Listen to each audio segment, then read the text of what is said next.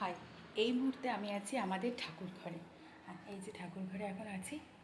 হ্যাঁ, এখন শাশুড়িমা পুজো দেননি, উনি পুজো দেবেন। তো আমি এসেছি ঠাকুর ঘরে একটু প্রণাম করতে।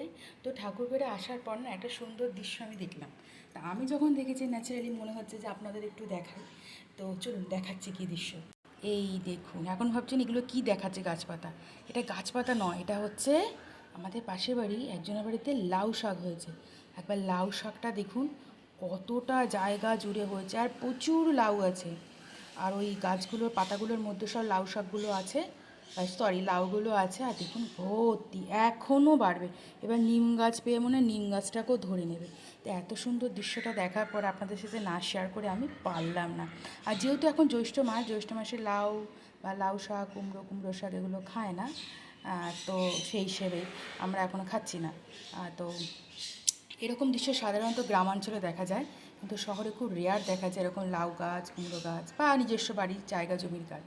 তো আমার তো দৃশ্যটা দেখে দারুণ ভালো লাগলো। আর আমার যেহেতু ভালো লেগেছে, আমার ভালো লাগাটা শেয়ার করার জন্য আপনারা আছেন, তাই এই সুন্দর দৃশ্যটা আপনাদের সাথে শেয়ার করলাম। কেমন লাগলো আর কার কার বাড়িতে নিজস্ব লাউ গাছ, কুমড়ো গাছ, আম গাছ, জাম গাছ, কাঁঠাল গাছ এগুলো আছে, আমাকে অবশ্যই কমেন্ট বক্সে জানাবেন। এখনের মতো রাখছি, টাটা।